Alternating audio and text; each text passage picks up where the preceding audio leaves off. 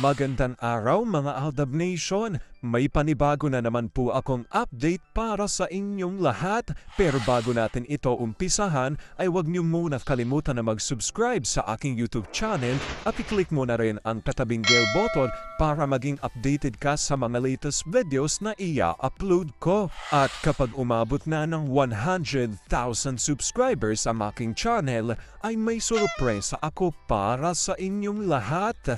Alam kong excited na kayo kaya naman ngayon, umpisahan na natin ang ating kwentuhan.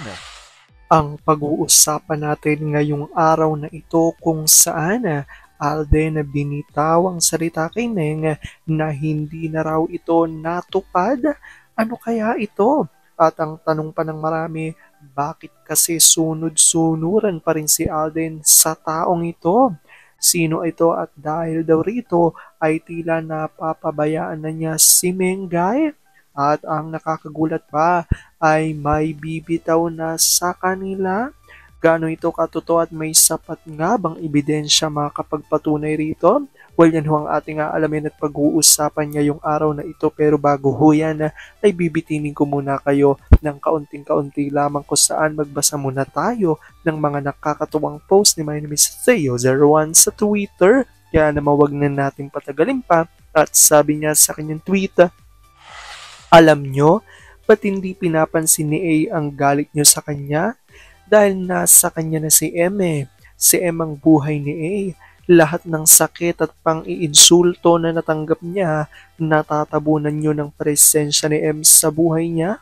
Makita niya lang si M, okay na agad lahat-lahat ng mga kadramahan. Alam ni M yun, kaya dead ma'am. Alam ni M na siya lang ang mapagkakatiwalaan ni A at masasandalan kapag down na down to. Ba't niya iiwan? Mahal niya din to at ayaw niyang malungkot to.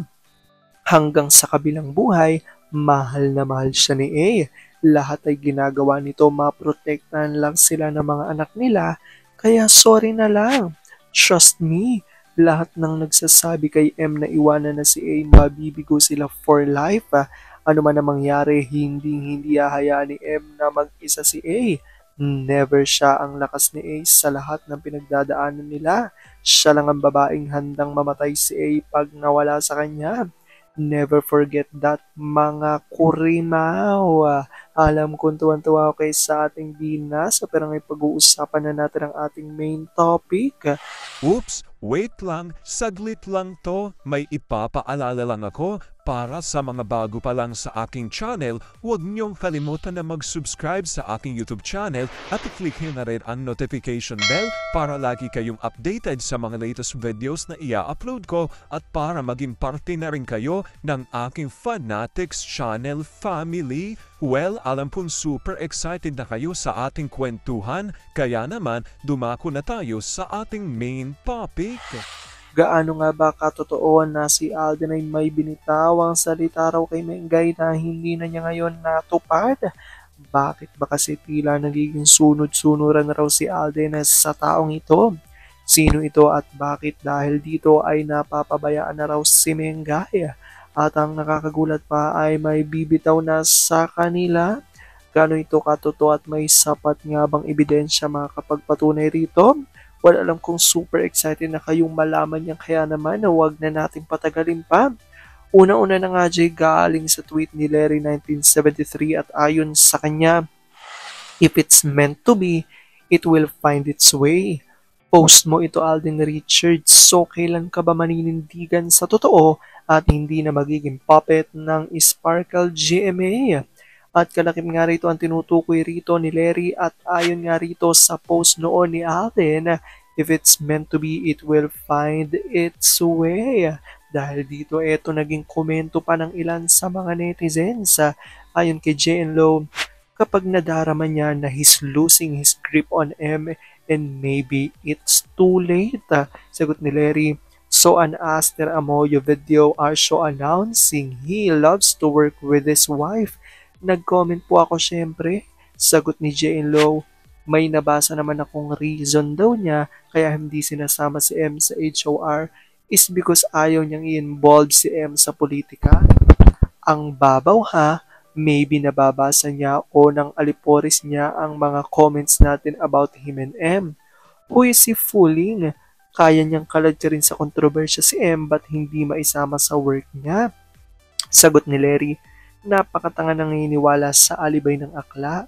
Hirap na hirap kang mag-modulate ng boses, hirap umarte. Mas mahirap umarting in love kay M.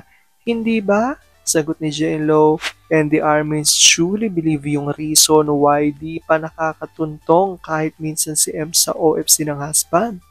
Kahit sa staff hindi pinakikilala, granting for the sake of argument wife nga. Wife mismo wala bang curious and siya mismo ay wala? Go and see how the husband works. In a few months, end na ng term. Hindi pa nakakaklip. Sagot ni Larry, hi, mahirap makipagtalo po sa mga tangang may tinatanggap na monthly ayuda. At sabi pa ni Larry, me, I am giving Alden up to next year. Kapag hindi pa siya nanindigan, ayawan na. Sagot ni Rita G, I will stand by for a while. I think even M is getting annoyed the most of the time. That if you read some of BBC blogs, M really want to leave them alone. One of this day, he'll come home with nobody in sight.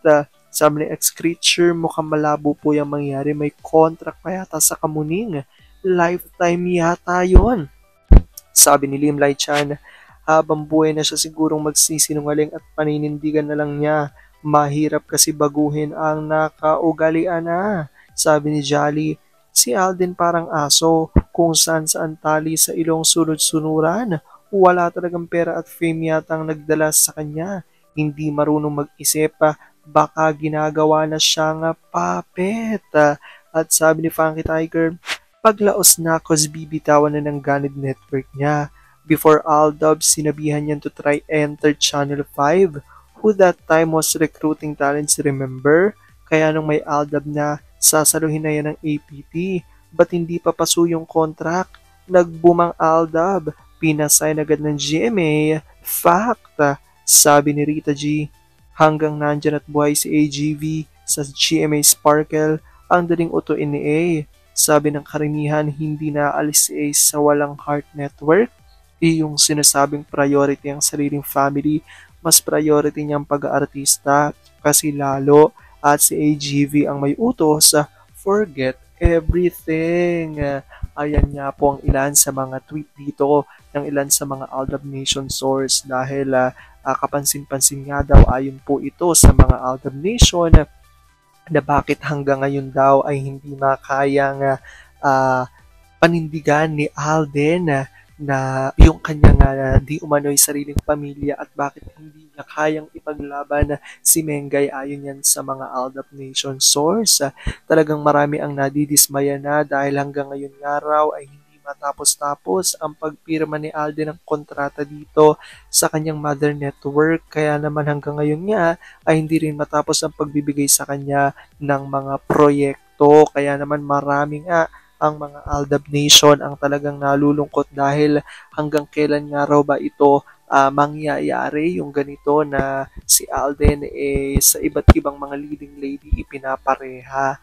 Ayon nga yan sa mga Aldab Nation at talagang nalulungkot sila at sana dahil hindi dumating ang araw na pag-uwi nito sa kanyang bahay wala na siyang uuwian dahil ayon sa mga Aldab Nation ay nararamdaman nga raw nila na kahit si Meng ay nadidismaya na sa mga nangyayaring ganito lalo't si Alden ay mas pinipili nga ang kanyang karera di umano at pag-aartista kaysa ang kanyang pamilya.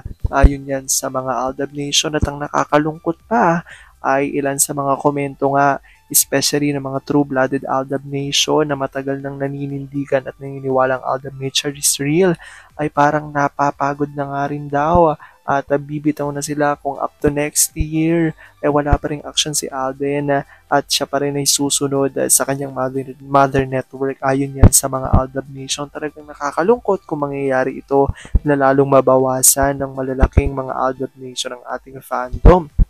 Dahil talagang mas lalong kokonti, di ba, ang mga Aldab Nation at halos wala nang matitira na ipinaglalaban ang May Chard. Well, i-comment down below nyo dyan guys kung ano po ang inyong opinion patungkol dito. Alam ko dahil dito marami sa inyo mas lalo ngayong kumakapit o inindigan na Aldab made sure this real. Pero sabi nga natin na kahit ano pa man na desisyon ni na Alden at Meng sa kanilang buhay career at buhay pag-ibig ay kailangan natin silang supportan, kailangan natin itong tanggapin ng buong buo dahil yon ang kanilang deserve. Pero bago yan, huwag niyo pong kalimutan na i-like, mag-comment at i-share ang ating video at mag-subscribe sa ating YouTube channel para tayong lahat ay happy at chivi lang. At yan ang aking update for today's video. Ingat!